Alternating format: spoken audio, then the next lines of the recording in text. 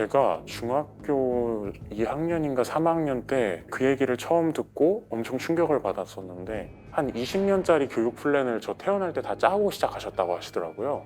로드맵을 다 짜셨구나. 트루먼 쇼 주인공이 자기의 계획된 삶을 발견했을 때 충격 비슷한 느낌으로 조금 섬찟했어요, 그때는. 엄마의 플랜은 이거였어요. 명문 외고, 서울대, 외교관. 그에 맞춰서 해야 할 일을 정하셨고요. 그래서 이 나이 때는 뭘 시키고 이 나이 때는 뭘 시켜서 전인적인 교육을 완성하려는 목표가 있으셨다고 했어요. 반에서 1, 2등을 다툴 정도로 학업 성적이 우수했던 A군. 과목별로 공부 방법을 적은 종이가 다닥다닥 붙어 있습니다.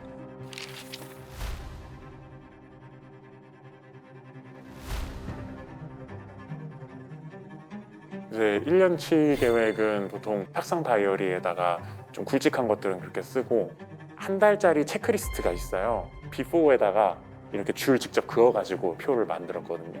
이날에는 이 중에 뭘 했는지 동그라미를 치면 되는 거예요. 국어, 영어, 수학, 운동, 독서, 신문 뭐 등등등등 이렇게 해서 몇 개 있고 그 다음에 하루하루씩 쓰던 계획표가 또 아, 있어요. 숨 막혀. 되게 구체적으로 적죠. 무슨 문제집을 풀 거고 몇 시부터 몇 시는 영어 공부에도 어떤 영어 공부를 할 거고 이걸 이제 쭉 적고 몇 시에 밥을 먹고 몇 시에 줄넘기 1000개 하고 그런 식으로 하루 계획을 다 적어요. 진짜 마이크로 매니지를 했구나. 그럼 프로그래밍이네. 계획표가 아니고 그쵸? 세상에. 그럼 이제 체크하면서 하루를 보내는 거예요. 이렇게 찍찍 그으면서. 하나씩 클리어할 때마다 찍 그으면서 체크, 체크, 체크. 올 클리어하면 쫙쫙 찢어서 버려요.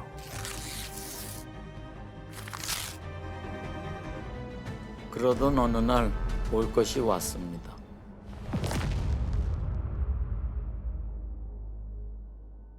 아빠가 집에 들어왔으면 좋겠냐 이렇게 물어보시더라고요.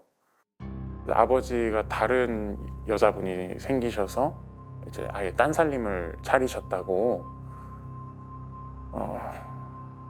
엄마 목소리는 조금 기죽은 것처럼 들렸어요. 별로 놀랍지는 않았어요. 아빠랑 따로 산 지가 6개월이 넘었으니까요. 그 어린 나이에는 부모님이 거의 세상 같은 사람들인데 세상이 무너질 것 같은 그런 불안정함을 영향을 불안하죠. 네. 그렇죠. 기둥이 두 개가 막 흔들리니까. 아버지가 다른 여자가 생겼다는 소식을 들은 뒤로 약간 마음을 확 닫았던 것 같아요. 벽이 되게 굳건해졌어요. 그때 확 선 그었던 것 같아요, 마음속으로는. 그때부터였어요. 엄마의 공부 압박이 더 심해집니다. 좋은 학교 들어가서 네 애비한테 복수해야 된다. 너가 성공해서 아버지 없이 할 수 있다는 걸 보여주고 아버지는 나의 인생에서 한 게 없다고 말해줘야 된다.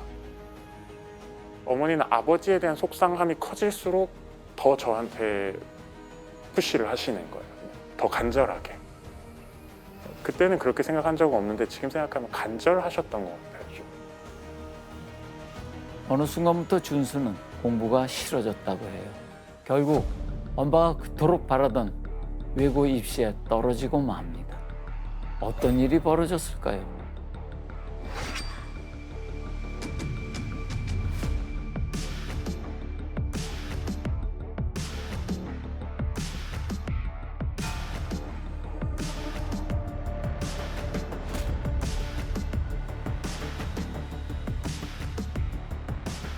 칠 번 아이언 아시죠?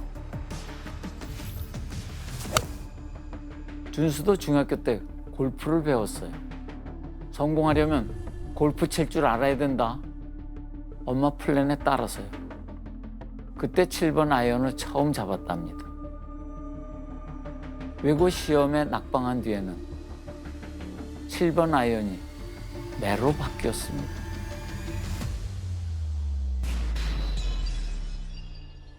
준비해라. 올 것이 왔구나 준비하라고 하면은 그냥 바지 갈아입고 그러죠. 맞을 때 입는 바지가 있었어요. 와, 이거 뭐 진짜 난 이건 너무 끔찍한데. 그 이제 피에 좀 이렇게 아예 엉덩이 부분이 이렇게 피로 절어 있는 바지였는데 피나면 자꾸 바지를 버리잖아요. 빨아야 되고 막 이러니까 감당이 안 돼갖고 빈도가.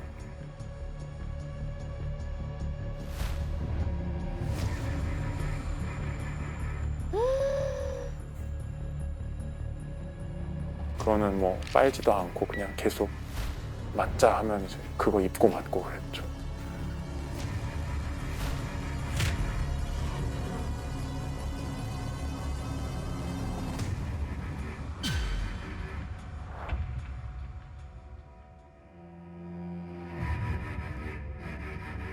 이 7번 아이언이면 그냥 새잖아요, 새.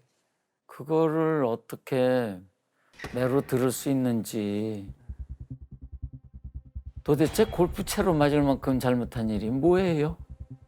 제일 생각 많이 나는 건 조는 것 같아요. 기대고 자고 엎드려서 자고 이러면 걸리면 이제 혼나는. 제가 공부하는 데가 거실에 있었어요. 그래서 저는 거실에서 공부하고 어머니는 안방에 계시지만 안방 문을 열어놓고 계셨어요. 안 졸면은 뭐라도 소리가 공부하는 소리가 나야 되는데.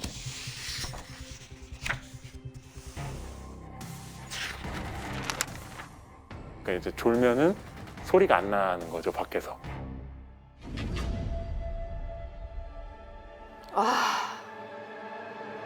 제가 졸아서 혼이 나기 시작하면 다음에 안 졸기 위해서는 어떻게 하겠다라는 대안을 내서 어머니를 설득을 시켜야 됐어요. 한두 번이지 몇 번 반복되면 그다음부터는 설득할 게 남지 않아요. 잘못했다, 다음에 안 그러겠다, 어떻게 안 그럴 거냐, 2시간마다 알람을 맞춰놓고 운동을 하겠다, 한 적 없냐, 세수를 하겠다, 한 적 없냐, 지난번에도 그러지 않았냐, 잘못했다. 어쨌든 다음에 그 실수를 반복하지 않는다, 이렇게 어머니를 설득하지 못하면 그 세션은 끝나지 않는 거예요. 세션. 혼나는 게 길어지니까 시간이 낭비가 된다. 낭비하는 시간을 줄이려면 시간을 재서 맞으면 너가 조금이라도 빨리 끝낼 거다라는 어머니의 논리가 있었어요. 그래서 시간을 재서 40분에 한 번씩 이렇게 정산하듯이 맞았거든요. 아니, 정산하듯이 맞는 건 뭐야? 정산을. 진짜 정신이 아득해지는 용어들이 막 등장을 하는데.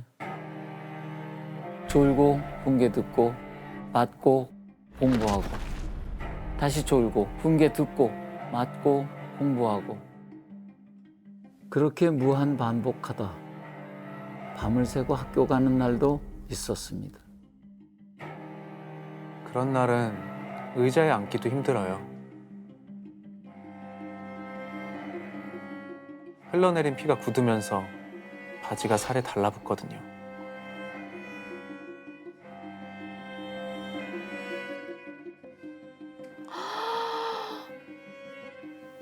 진짜 바지를 떼어내면 살점도 같이 떨어져요. 교복에 핏물이 배어나올까 봐 휴지를 속옷에 덧대곤 했어요.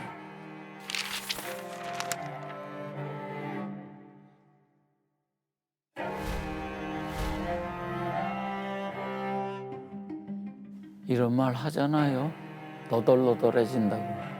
준수는 몸도 마음도 너덜너덜해졌지만 엄마는 지치질 않습니다. 엄마는 준수가 등교한 후에야 잠을 잤거든요. 오후 4시.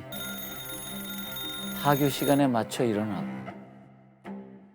못 맞겠다고 막 잡고 막은 적이 있는데 이제 목 찔러서 죽으실 거라고 막 가위 들고 막 이러시고 베란다로 뛰어내리겠다고 막 뭐 하시고 그래서 제가 막 옷 잡아 끌고 막 그랬었거든요. 좀 크고 나서는 제가 그래서 안 맞겠다고 버틴 적이 없을 거예요. 중학교 전에는 괜찮았어요. 집 앞에 공원들 산책도 잘 가고 비 오면은 어머니랑 우산 쓰고 가가지고 컵라면도 먹고 막 그냥 그런 추억들이 다 있어요. 어쩌면 준수는 좋을 때의 기억으로 무서울 때를 견뎠던 것 아닌가 싶습니다. 엄마에 대해서 좋았을 때의 기억으로 무서웠을 때를 견딘다면 일관된 상이 없는 거예요. 이 사람을 믿어야 될지 아니면 정말 나쁜 사람이면 그래 내 당신 믿고 못 살겠다 할 텐데 그것도 안 되고 아이들한테 부모가 이런 존재가 되면 아이가 세상을 믿게 되기가 진짜 어려워요.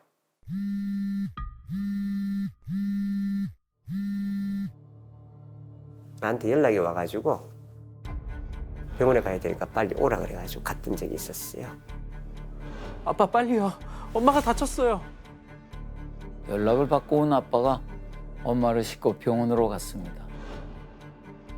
뭐 피가 많이 났었죠. 머리 꼭대기가 그 막 헤어질 정도로 애가 자기도 모르겠는데 갑자기 때렸다는 거예요.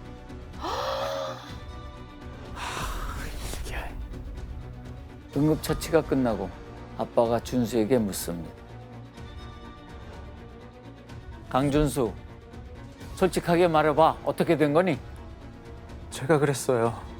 제가 엄마를 때렸어요.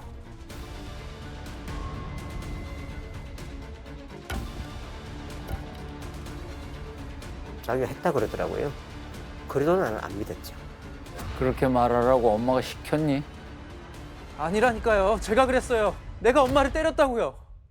아, 이 사람이 자기가 직접 자해를 해놓고는 애한테 덮어 씌우는 거라 그렇게 생각했었어요. 아빠는 끝내 믿지 않았습니다. 엄마가 자해를 한 거라고 생각을 했어요. 자신을 붙잡아두기 위해서 이런 짓을 꾸민 거라고. 그리고 그대로 가버렸습니다. 엄마와 준수만 남겨둔 채로. 아,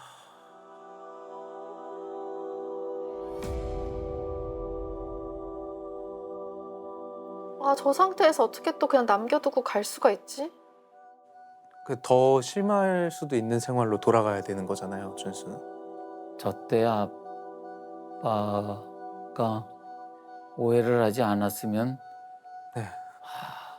저 때만이라도. 그치? 마지막 기회였는지도 모르는데. 네.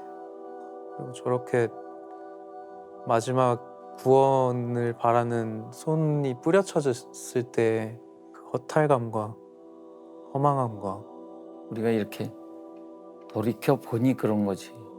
결국은 종착역을 향해서 가고 있었을지도 모르지.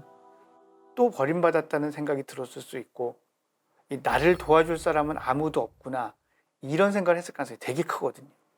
이게 사람을 되게 극한 대로 몰아붙일 수 있어요. 준수는 결국 자포자기 상태가 됩니다. 책을 펴도 눈에 들어오질 않고 당연히 성적은 떨어집니다. 엄마가 무섭지만 그렇다고 성적을 올릴 자신도 없어요. 그때부터였을 거예요. 성적표에 손을 대기 시작했어요. 모의고사 전국 석차를 2700등에서 1200등으로 고쳤어요. 엄마는 만족하지 않아요. 다음엔 250등으로 고쳤어요. 그것도 안 된대요. 어떻게 고쳐도 엄마는 만족 못해요. 결국 7번 아이언으로 맞았어요.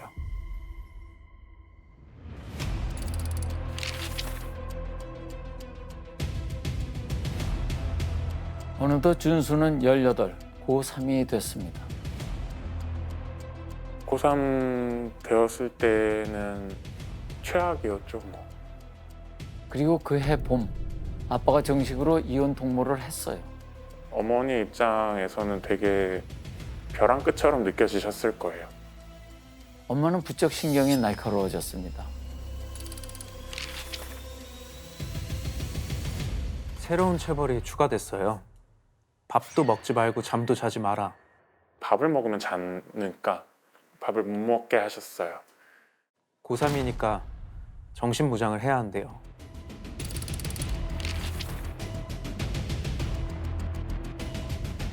이틀째가 되니 배고픔은 생각보다 견딜만 했어요. 근데 잠을 못 자는 건 차원이 달랐어요.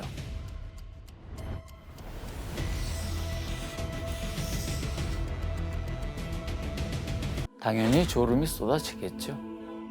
그때마다 엄마의 훈계와 7번 아이언도 어김이 없습니다. 밤이 새도록요.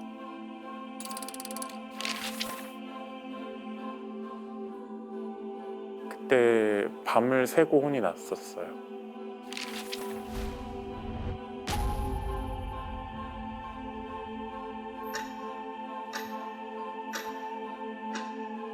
어머니는 이제 잔다고 안방에서 누우시고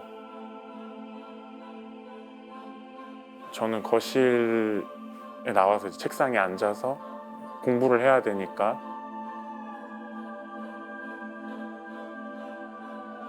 거실 책상에 앉으려는데 엉덩이를 댈 수가 없어요. 간밤에 맞은 자리에서 피가 배어나요. 그냥 너덜너덜했어요. 뭐 맞아서 그런 것도 있고 그래서 이상한 모르겠어요. 그래도 참고 앉았습니다. 그날 계획표 뭐 짜네 마네 이러고 앉아 있다가 잠깐 멍하게 있었어요. 그냥 책상 위에 탁상 달력이 눈에 들어와요. 그걸 발견했을 때 그때는 진짜 가슴이 철렁했죠. 맞자고 할 때 철렁하는 그런 수준이 아니고 그냥 전날 세상이 끝난다고 느꼈어요. 학부모 입시 상담이 보였어요. 근데 뭐 입시 면담 가서 그거를 커버할 수는 없을 테니까 엄마가 학교에 오면 성적 위조한 것도 다 들통나겠죠? 그럼 엄마는 어떻게 나오실까? 전날에는 모든 게 다 끝나겠구나 생각을 했던 것 같아요. 아, 엄마한테 맞아서 죽겠구나 생각을 했어요. 먼저는 너무 무서웠고 그 다음으로는 죽기 싫다는 생각을 했어요.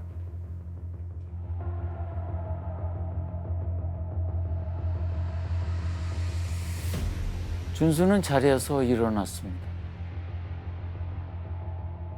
부엌으로 가서 칼을 집어 들고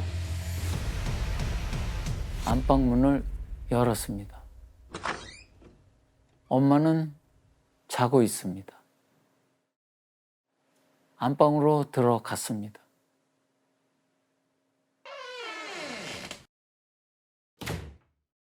그리고 그게 끝입니다. 아유, 엄마 시신은 안방에 그대로 두고 8개월을 한 집에서 살았습니다. 그냥 사람 같지 않게 살았어요. 어머니 돌아가시고 그냥 거기 뒀어요. 거기 두고 옮긴다거나 숨긴다거나 뭐 전혀 그런 생각을 안 해봤던 것 같아요. 처음에는 문도 안 닫았었는데 이제 좀 시간이 지나고 아무래도 냄새도 나고 하니까 이제 문 닫고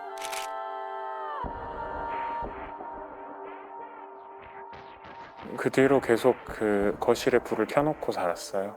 뭐 악몽이라고 해야 될지 환청이라고 해야 될지 뭐 어머니가 부르시는 소리를 듣기도 하고